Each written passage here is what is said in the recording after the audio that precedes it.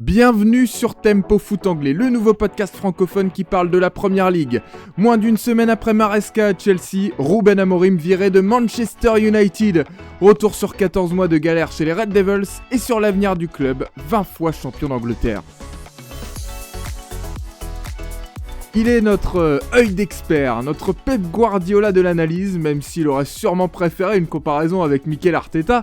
C'est Hugo Barthélémy, journaliste indépendant, passé notamment par le quotidien luxembourgeois L'Essentiel. Salut Hugo. Salut Antoine, salut Val, salut tout le monde. C'est vrai que tu me compares à Guardiola, j'ai l'impression que tu essayes de prédire ma future coupe de cheveux. Parce qu'à mon avis, on passera plutôt par ce chemin-là que par celui de Mikel Arteta. Bon, après, s'il y a l'analyse de foot qui va avec, bon, ça va, ça On le dira fait, pas non? non. Ah bah ça va alors. T'es plutôt beau gosse, Pep. Ah en plus. Avec nous également, il est le sniper de Tempo, notre Laurent Balfi miniature sans les problèmes qui vont avec, hein, je te rassure.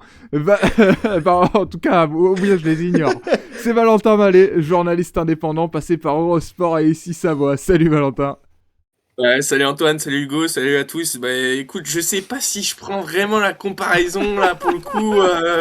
J'ai un doute, j'ai un petit doute, mais Je me suis dit, les quel gens vont sniper. s'imaginer des choses là. Bah non, mais Ouais, j'aurais pu te dire le Bertrand Latour de Tempo, est-ce qu'il était... et- Non, mais en tout cas, veuillez noter quand même, chers auditeurs, que notre Antoine a des intros quand même d'une grande qualité à chaque fois. Je sais pas où il va chercher toute cette inspiration.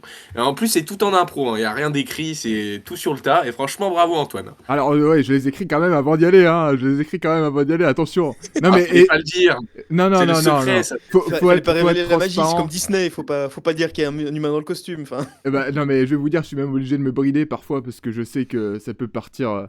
voilà, ça peut partir dans des délires, donc je préfère rester soft. Contrairement à la direction de Manchester United... Oh non, c'était un peu tiré par les cheveux cette transition, mais allons-y, rentrons dans le vif. La direction de Manchester United qui a pris la décision ce lundi de virer Ruben Amorim.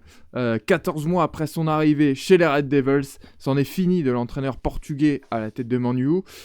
On le sentait quand même un petit peu arriver. Déjà, c'était assez... enfin, pas surprenant, mais c'était déjà bien de le voir passer l'été à Man U. Bon, on va pas se mentir, Hugo, si on prend les stats bruts de Ruben Amorim depuis son arrivée début novembre 2024, c'est pas glorieux. Non, c'est pas glorieux, c'est moins d'1,5 point par match. Il est 1,43 depuis son arrivée à Man U. Et puis cette saison, c'est 20 matchs de Première Ligue, 8 victoires, 7 matchs nuls, 5 défaites. En Cup, pour l'instant, ils ont joué que l'EFL Cup, mais on se souvient de cette élimination au premier tour face à Grimsby Town. Une Voilà, on sait D4, que hein. c'est... Une D4 Grimsby Town. Oui, une D4 anglaise, donc le plus bas niveau de l'EFL Cup, vu que c'est que le football professionnel qui est touché par cette coupe. Et puis, cette année, il n'y a pas de Coupe d'Europe. On se souvient de la saison dernière catastrophique où il y a eu la finale de la dernière chance face à Tottenham qui a été perdue en Europa League. Donc, ouais, c'est sûr que le bilan de Ruben Amorim, il est bien maigre. On retient que très peu de satisfaction, je pense, que ce soit du côté des supporters ou du côté de la direction.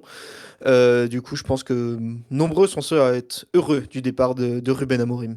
Oui, parce que la saison dernière, malgré l'éclaircie, hein, tu le disais, 15e de Première Ligue avec 42 points, c'était le plus bas nombre de points de Manchester United depuis la saison 1973-1974 en Première Ligue, et c'est l'année où ils avaient été relégués. Donc ça en dit long sur la saison dernière qui était quand même cata. On a attribué ça aussi peut-être au fait que Ruben Amorim n'avait pas construit l'effectif parce qu'il était arrivé en cours de saison, même si c'était encore tôt dans la saison, il était arrivé en cours de saison. Là maintenant, il a eu quand même un mercato plutôt riche en plus, où ils ont posé de l'argent. Oui, 250 millions, oui, c'est plutôt riche, oui. Oui, voilà. Alors ils sont 6ème de Première Ligue, les Red Devils, mais c'est pas le Manchester United qu'on attend de cette Première Ligue. Non, c'est pas le Manchester United qu'on attend. Après, c'est sûr que la saison dernière était catastrophique, ça, on est tous d'accord pour dire ça, même s'il y avait cette finale en Europa League. Mais je trouve que le début de saison, il y a quand même du mieux. Alors, je sais pas s'il y a du mieux dans le jeu, forcément, si ça ravit les fans de Manchester United. Mais comptablement, Manchester United est là, ils sont à la course pour la Ligue des Champions.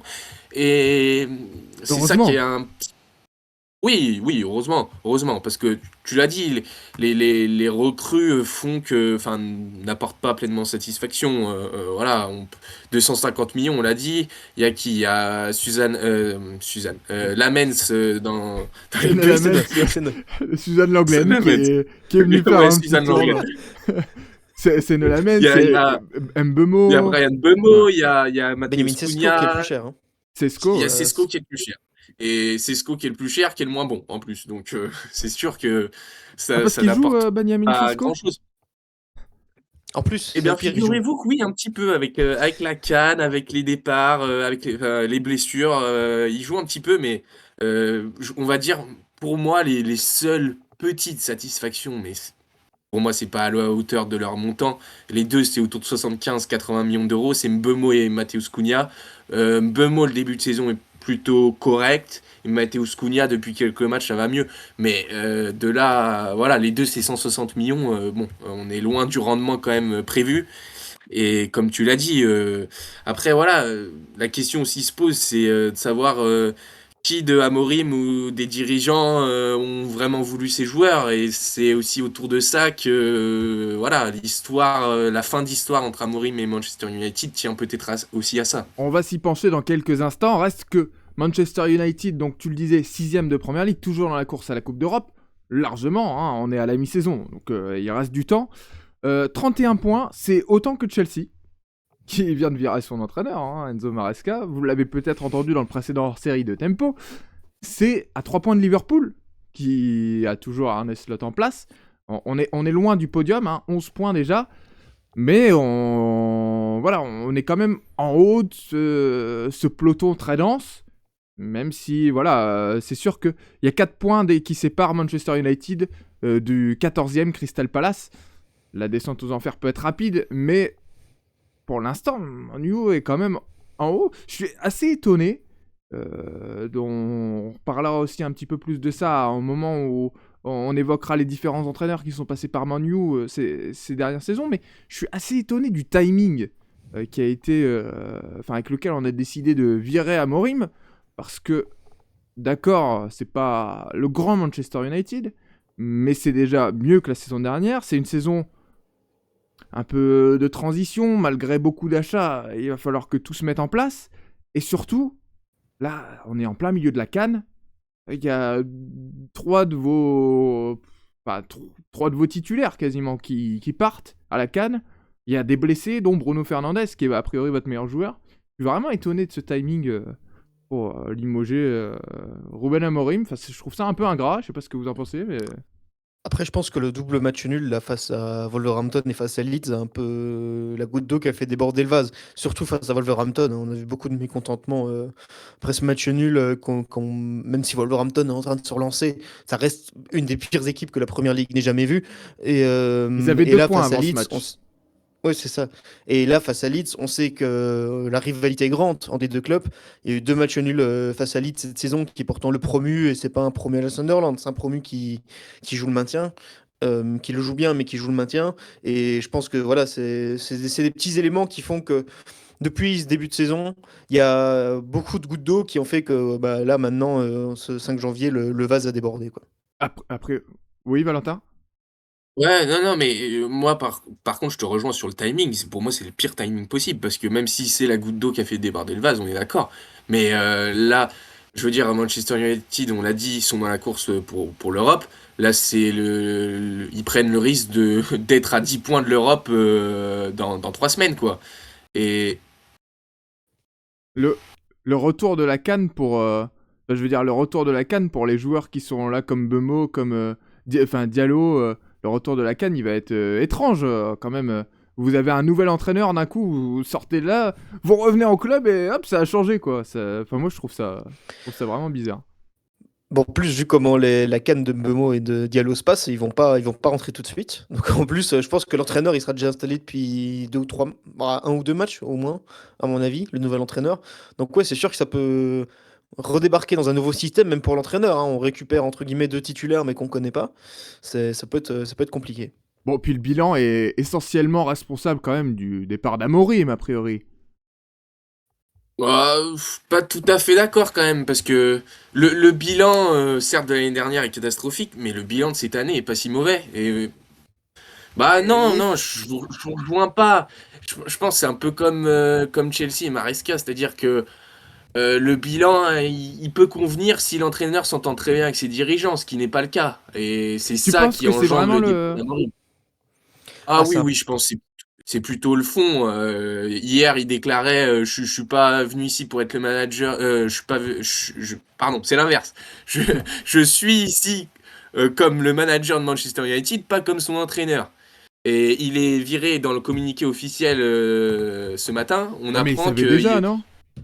Manchester United le décrit bien comme l'entraîneur, parce qu'ils veulent que ce soit l'entraîneur et Ouais. qu'il n'ait pas tellement son mot à dire Bah, sur... c'est une petite phrase, mais qui veut en dire beaucoup, je trouve. Donc je pense que c'est plus sur un désaccord politique, et bien sûr, le bilan n'aide pas, mais le bilan n'est pas si catastrophique que ça. Je veux dire, si c'était ça, fallait le virer en juin dernier, hein, parce que 15e de Première Ligue, c'était encore plus catastrophique que là en ce moment. Après, le groupe Ineos, là, donc, de Jim Ratcliffe, qui est détenteur de enfin, voilà, qui sont entre guillemets les dirigeants de Man United en ce moment, les actionnaires majoritaires, c'est qu'ils sont aussi actionnaires majoritaires à Nice. Et on sait que là, les gestions des dossiers sportifs, ça n'a pas été leur fort en ce dernier temps. À Nice, c'était l'inverse. On a refusé la démission de Franck Hez avant de finalement quand même le démettre 2 mois plus tard. Ici, du coup, bah voilà, Amorim dit, moi, enfin, dit qu'il veut être plus qu'un entraîneur, prendre des responsabilités. Et comme le dit Valentin, je pense que c'était moyennement apprécié, surtout quand on lit le communiqué où on précise bien que c'est l'entraîneur. Voilà, voir aussi comment la gestion par Ineos a été souvent critiquée. On sait que C'est depuis pas leur le seul arrivée, club. notamment sur... Ouais, c'est pas le seul club, mais notamment Manu, on sait que c'était très critiqué sur des économies de bout de chandelle, alors qu'il y avait en face, il y avait des transferts à plus de 70 millions qui étaient faits. Notamment, on sait que les repas gratuits aux bénévoles du club ont été supprimés. Enfin voilà, ce genre de choses. On sait que ils sont pas très appréciés et on a l'impression que voilà, leur gestion va pas les aider dans cette période. C'est aussi une... parce que tu disais, c'est une... Enfin, pas une coutume d'Ineos, mais en tout cas, c'est une mauvaise habitude, a priori. C'est aussi une coutume de Manchester United, mine de rien, parce que la stabilité avec les entraîneurs, a priori, depuis le départ d'Alex Ferguson en 2013, en juin 2013, il n'y en a pas vraiment. Il y a eu beaucoup d'entraîneurs. On a eu David Moyes, on a eu Luis Van Gaal, pardon, José Mourinho, Ole Gunnar Solskjaer, Ralf Rangnick, Erik ten Hag, jusqu'à Ruben Amorim. Entre deux, il y a eu aussi des petits intérims faits par généralement d'anciens joueurs du club. Et puisqu'on en est là-dessus, l'intérim sera assuré par Darren Fletcher, ancienne aussi légende de Manchester United. On a eu des intérims jusque-là de Van Nistelrooy, de Carrick, de Ryan Giggs. Est-ce que justement, tiens, avant qu'on parte sur les autres, enfin sur les pistes à la succession de Ruben Amorim, est-ce que un Darren Fletcher peut faire une demi-saison comme l'avait fait, enfin il avait fait moins que ça, Ryan Giggs, mais il peut finir la saison jusqu'à retrouver une certaine forme de stabilité la saison prochaine, ou alors il faut remettre tout de suite quelqu'un pour rebooster un peu tout le monde et pour finir fort en vue d'aller accrocher une place européenne. Pour Bah, moi, il Darren, faudrait changer, hein. Enfin, je sais pas ce qu'en pense Hugo, mais pour moi, il peut faire l'intérim, mais ça restera un petit peu trop dans la même culture. Je pense qu'il faut un changement plus radical. Et s'ils veulent un réel changement qui se traduise par... voilà, on le dit depuis 2013, ça marche pas, en gros. Pas aussi bien que Manchester United l'espère. S'ils veulent un réel changement positif, faut vraiment rompre avec... voilà, parce que Darren Fletcher, il est quand même là depuis un moment, donc il connaît bien la maison en plus, donc... je sais pas, je pense qu'il faudrait une autre vision, quelque chose de plus grand. Mais après, on aura l'occasion d'en reparler un peu plus tard, comme tu l'as dit, mais je pense qu'il faut un plus gros changement. c'est ça, Hugo? puis Fletcher, là, j'ai un peu regardé ses postes, il a toujours été, là, il est encore entraîneur de la U18, hein, enfin voilà, ça, il garde ce poste, il va faire en plus la une en intérim, mais il a été coach technique, directeur technique, assistant manager, enfin, il a cumulé beaucoup de postes, mais il a jamais été numéro un d'un club. C'est pas non plus qu'il allait se faire la main en championship ou dans un plus petit club de première ligue. C'est un poste qu'il connaît pas spécialement, donc c'est sûr que ça peut être compliqué. Après, à voir, hein, on a déjà vu des coachs se révéler comme ça. Beaucoup pensaient que, enfin voilà, je pense qu'au début, Ole Gunnar Solskjaer, c'était un peu, était venu faire le pompier de service, puis finalement, on s'est dit que ça marchait bien. Au final, ça n'a pas si bien marché que ça. Mais à voir ce que Manchester United va décider de faire, parce que visiblement, ils ont d'autres pistes, en tout cas qui sont évoquées pour l'instant, hein. Le départ a été annoncé il y a seulement quelques heures, donc il y a encore rien d'officiel, comme ça peut être le cas du côté de Chelsea, enfin d'officiellement officieux, voilà, presque officiel. Oui. Mais voilà, mais on va voir quelle direction va vouloir prendre Manu entre soit, comme tu dis, garder un homme du club pour avoir de la stabilité ou vouloir déjà tout chambouler alors qu'on est à mi-saison. Il, il aura peut-être un petit peu de points sur lesquels s'appuyer parce que sachez que dans l'équipe de Manchester United, Darren Fletcher, il a ses 2 fils. Donc Tyler Fletcher et Jack Fletcher. Alors, dont on a pour l'instant pas entendu parler, hein, mais peut-être qu'on va pouvoir voir aussi émerger des jeunes du côté de Man U. Et puis, preuve à Ils ont fait leur première minute, hein, il me semble. en première ligue. Je ne sais bonne question. C'était peut-être en Cup. Ouais, Tyler Fletcher n'a pas joué. Jack Fletcher a fait 3 entrées, ouais, effectivement, en première ligue. Ouais, voilà. Jack Fletcher a déjà ses cette premières saison. minutes. Ouais. Et les 2 frères, un qui est anglais, un qui est écossais d'ailleurs. Et une preuve aussi de l'ancrage important à Manchester United. Et vous savez quoi, je trouve que... Enfin, alors je ne sais pas, on ne connaît pas du tout Darren Fletcher dans ce rôle, mais en tout cas, porter les valeurs de Manchester United, avoir un ancrage fort avec cette équipe historique, c'est peut-être pas plus mal pour en tout cas redonner une dynamique, parce que on a perdu l'identité de Manchester United, que ce soit l'identité, enfin le prestige, tout comme je trouve l'identité de jeu. Enfin, un coup on joue à 3 défenseurs, Oui. un coup on joue à 4 défenseurs. On c'est sait quelque chose pas...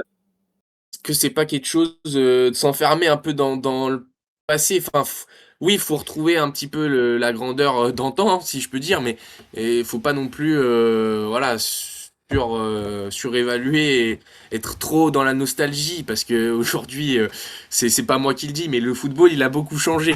Donc, voilà, les recettes d'il y a 10 ans, elles vont pas marcher aujourd'hui. Après, c'est quelque chose qui peut marcher, on l'a vu, Arsenal a fait pareil en ramenant Mikel Arteta qui avait aucune expérience en tant que numéro 1, qui était aussi voilà, issu de ces joueurs qui étaient importants sous Arsène Wenger.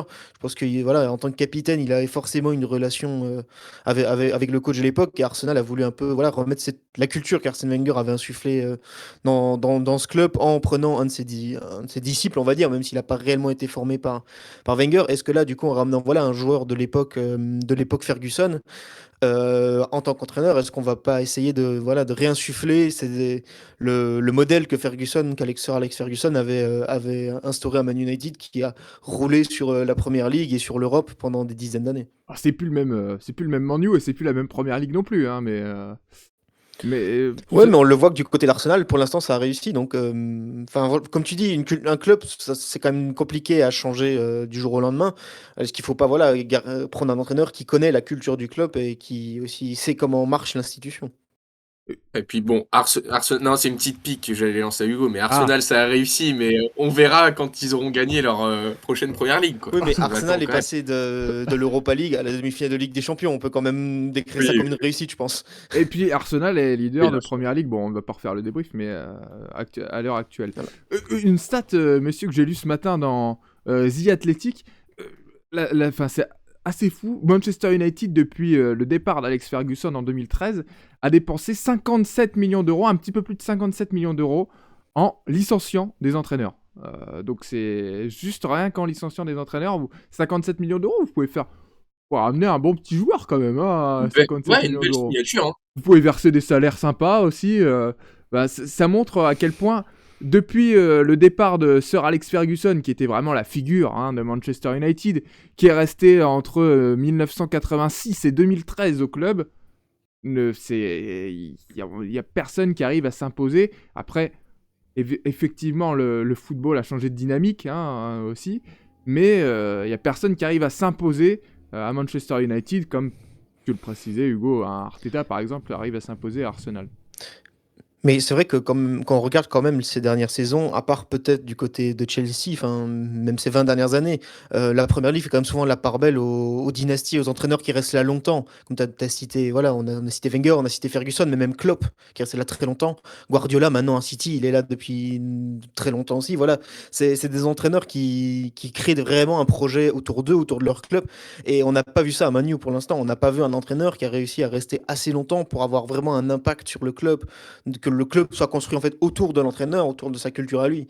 Donc c'est peut-être ça aussi qui leur fait défaut actuellement, c'est qu'il y a eu des erreurs de casting et on n'a peut-être pas non plus laissé leur chance à certains entraîneurs, parce que quand on regarde les bilans, par exemple, Van Gaal ou Mourinho avaient quand même des bilans assez bons avant de se faire débarquer. Ouais, Et puis le problème aussi, non, mais de changer en plein milieu de saison comme ça, c'est aussi un mouvement, pas de panique, mais ça laisse pas le temps de choisir et vraiment d'évaluer toutes les options et de bien choisir son entraîneur et pas que son entraîneur, comme dit Hugo, le projet qui va autour et ouais, tout le cheminement qu'il faut pour aller retrouver des sommets. Et je trouve que c'est tout ce projet-là global qu'il n'y a pas. Mais je vois pas en fait comment ils pourraient l'avoir là au mois de janvier en recrutant très vite un autre entraîneur parce il faut trouver quelque chose quoi. Donc c'est ça un peu le problème, c'est un peu le serpent qui se mord la queue en agissant comme ça quoi. depuis le départ de Ferguson avec ses 27 ans au club, jamais un entraîneur n'est allé au bout de plus de 3 saisons, enfin de 3 saisons ou plus à Manchester United, ce qui montre bien le déséquilibre. Tu as, je pense, une première liste de successeurs potentiels dont on a vu passer Hugo. Alors, on parle forcément d'Enzo Maresca. On en avait parlé d'ailleurs de cette éventualité Manchester United si jamais Ruben Amorim venait à se faire limoger. Il fait partie des candidats, des premiers candidats dont les noms ressortent, même si tout cela est à prendre pour l'instant avec des pincettes, puisque la nouvelle n'a que quelques heures. C'est ça, on est dans les premières heures de la transition, mais un nom est déjà ressorti à plusieurs reprises, c'est Oliver Glasner, le manager enfin le coach et manager de Crystal Palace, qui ouais, a fait des très belles choses ces dernières saisons, en allant notamment chercher les premiers titres depuis belle lurette du club de Londres, du sud de Londres, donc voilà, lui qui Mais, serait pressenti. et Après Glasner, avoir aussi si Crystal Palace se laissera partir. voilà, et même, quel est l'intérêt pour Glasner d'aller à Manchester United? Bah, c'est un plus grand club, entre guillemets, mais c'est sûr que c'est un pari risqué. Partir maintenant à Manchester United, c'est clairement prendre un gros risque dans sa carrière, parce que pour l'instant, il fait une belle petite carrière d'entraîneur. Oliver Glasner, il est comment? Je sais pas combien de matchs il a à Crystal Palace, mais ça fait un petit moment qu'il est là en tout cas. Et franchement, il est en train de construire un beau projet du côté de Crystal Palace. Donc c'est sûr que lui, en tout cas, il prendra un plus grand risque que Manu en allant à Manu. Oliver Glasner est arrivé Et en puis en plus, 2024 à Palace, ouais. Oui, enfin, je trouve que c'est un peu le même type d'entraîneur que Ruben Amorim. Enfin, c'est pas un changement non plus radical dans la vision du jeu. On n'est pas à des années-lumière. Donc, si ça n'a pas marché avec Ruben Amorim, pourquoi ça marcherait mieux avec Glasner? Je sais pas. J'ai quelques doutes. et, C'est ça, Glasner va bientôt passer la barre des 100 matchs. Il est à 93 matchs avec Crystal Palace. Sachez qu'il a un meilleur bilan qu'Amorim, puisqu'il a 1,66 points par match. et Avec en une équipe plus, sur le papier plus faible. il est en course pour la Ligue Europa Conférence aussi avec Crystal Palace. On sait que Ouais, c'est ça. bon, les clubs anglais sont quand même généralement bien placés pour la gagner, cette Ligue Conférence. Là, il y a toutes les chances aussi. Ils sont 10e, Palace, 3 victoires, 2 défaites, 1 nul après 6 rencontres. Mais ils ont quand même des choses à jouer et un titre européen, surtout pour une première, enfin une qualification historique comme elle a été la saison dernière après la victoire en Cup, ce n'est pas rien quoi. Donc, Ouais. ouais, vas-y Hugo. Donc à voir si ça va bouger du côté de l'Autrichien, mais pour la prochaine, enfin voilà, l'autre piste naturellement, c'est Enzo Maresca. Je pense pas que ça aurait été une piste il y a une semaine. Je pense pas que Manchester United serait dit on va aller débaucher Enzo Maresca à Chelsea. Mais maintenant qu'Enzo Maresca est libre, bien évidemment, je pense que là on serait plutôt sur un pari gagnant-gagnant pour les deux. D'un côté, Enzo Maresca retrouve du travail très vite en première ligue, là où il a montré sa qualité d'entraîneur. Et d'un autre côté, Manchester United retrouve aussi un T1, un manager qui est rompu à la première ligue, a montré de belles choses, a gagné des trophées en Europe et cette Coupe du Monde des clubs, enfin voilà, qui montre que bah voilà, c'est quelqu'un qui connaît le championnat, sait comment ça se passe et ça occasionnera sans doute moins de mauvaises surprises qu'un débutant. Il y a pas mal de noms anglais aussi qui circulent pour l'instant beaucoup de coachs anglais, hein, anglophones en tout cas. Ouais. Notamment Gareth Southgate, hein, l'ancien sélectionneur britannique qui a été démis de ses fonctions il y a un peu plus d'un an maintenant, pour être remplacé par Thomas Tuchel. C'est pas la première fois qu'on entend le nom de Gareth Southgate en lien avec Manchester United. C'est déjà arrivé plusieurs fois. Finalement, ça pourrait se faire maintenant. On sait qu'il a quand même été pas mal critiqué, hein, pour sa gestion de la sélection anglaise, parce que, ok, ils ont fait des très beaux parcours, mais ils n'ont jamais rien gagné, malgré un effectif dont beaucoup de sélectionneurs Pléthorique, rêveraient, hein, soyons très honnêtes. ouais. Voilà, Ouais. c'est ça. Donc c'est peut-être une des plus belles générations que l'Angleterre n'ait jamais eu sur le terrain. Et voilà, pour l'instant, il y a eu 0 titre sur la période Southgate. Donc et puis en termes de carrière en club, c'est pas non plus voilà, quelqu'un qui a eu d'énormes coups d'éclat sur les différentes équipes qu'il a coachées. Voilà, il a coaché Middlesbrough, qui s'en souvient? Voilà, on s'en souvient pas trop. On ne se souvient pas trop de son passage à Middlesbrough, donc ouais, là on serait quand même plus sur un pari, parce qu'on n'est pas spécialement sur un entraîneur rompu à la Première Ligue. Et les deux autres noms qui reviennent, ce serait du coup Darren Fletcher, l'intérimaire, hein, qui du coup pourrait rester plus longtemps, ou le retour d'un ancien intérimaire, Michael Carrick, qui pourrait lui aussi faire Lui aussi son ancré au retour club. de Manu, l'ancien joueur. Ouais. Lui aussi est sans club, oui, actuellement. Mais ancré Donc, au club de Manchester United. ouais, et qui, oui, bien évidemment aussi ancré au club de Man United, qui a fait partie des équipes de Ferguson, et qui, comme Gareth Southgate, a managé Middlesbrough jusqu'à cette fin de saison, la fin de saison dernière. Donc voilà, 136 matchs quand même, hein, sur le banc de Middlesbrough. Donc l'expérience du foot anglais, mais pas forcément de la Première Ligue pour Michael Carrick. Et puis 464 matchs en tant que joueur à Manchester United, pour 342 pour Darren Fletcher, qui a joué de 2002 à 2015 à Man U, et qui a toujours, toujours dans le coin à Manchester United, dans les équipes de jeunes, et auprès de la direction. A priori, voilà, c'est... Moi j'ai envie d'y croire, à cette solution Darren Fletcher. J'aimerais bien le voir. C'est le genre de moment où on peut se dire, tiens, un coach ancré au club qui peut se révéler dans cet exercice. Donc Ouais. on verra ce que ça donne. Après, Oui. Après, la plus logique semble quand même Maresca, hein. Il est libre, contrairement à Glasner, il a l'expérience de la Première Ligue. Enfin, c'est ce qui paraît le plus logique, après à voir ce qu'ils vont décider. Ouais, et est-ce que ça va coller aussi à Parce que Manchester United? au final, si Ruben Amorim voilà, était en froid avec ses dirigeants, c'était la même raison que Maresca est aussi un peu ses dirigeants à Chelsea. Donc est-ce que lui va vouloir retourner à Manchester United pour retrouver les mêmes problèmes qu'il avait à Chelsea? Bon, j'en suis pas sûr. Ouais, et il va falloir redonner aussi, et surtout plus, enfin, déjà il va falloir donner satisfaction aux dirigeants, certes, mais aussi redonner une dynamique sur le terrain, parce que, effectivement, les places européennes ne sont pas loin, mais tout va très vite, cette saison en Première Ligue. Comment on redonne cette dynamique déjà? On ne patiente pas, on le fait tout de suite dès la fin de saison, il faut des résultats à Man U, il faut ces places, il faut aller chercher ce top 4 même, du côté de Manchester United, comment on fait? Ah, moi j'ai un joueur déjà qui me vient en tête. Alors je sais pas si qui était très peu utilisé, vous me voyez Voilà. bien en plus je sais, qui était très peu utilisé avec Ruben Amorim, c'est Kobe Mainoo. Alors je sais pas si sa blessure est vraiment grave ou pas, mais c'est une pépite. Et je veux dire, ça passe de retrouver des bons résultats peut passer par lui donner un rôle quand même très important au milieu de terrain. Franchement, il a été tellement peu utilisé. Pourtant, il a déjà montré de très grandes choses et ça passe, je pense, par ça déjà, retrouver un petit peu de jeunesse, de fougue et d'envie au milieu de terrain avec Kobe Mainoo. Et puis après, l'effectif est quand même assez limité, donc je pense qu'il faut déjà faire avec ce qu'il y a. Je vois pas Manchester United refaire une période de transfert là, en dépensant des millions et des millions. Mais pourtant, il y a déjà de la qualité, donc c'est déjà tirer un peu le meilleur de ce qu'il y a déjà au club. Mais ça peut ressembler à du Maresca de faire éclore justement Kobe Mainoo, refaire jouer Kobe Mainoo, de refaire jouer Hayden Even, de refaire jouer Patrick Dorgu, de refaire jouer même Amad Diallo, tous ces jeunes joueurs. Ça ressemble aussi un peu à du Maresca, ce qu'il pouvait nous faire à Chelsea finalement, de mettre ces jeunes joueurs aux côtés de... ouais, parce que là j'allais dire de taulier, mais c'est des joueurs qui n'ont pas encore forcément confirmé, comme Sesco, comme...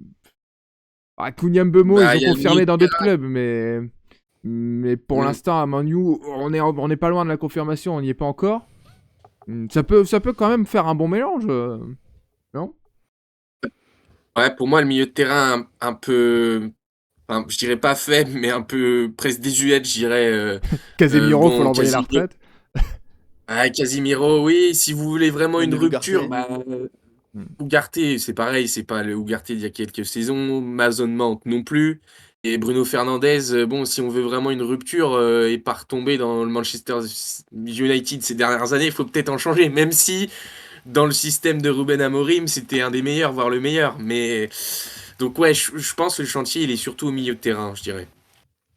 Ouais, Hugo, peut-être sur les axes d'amélioration de Manchester United.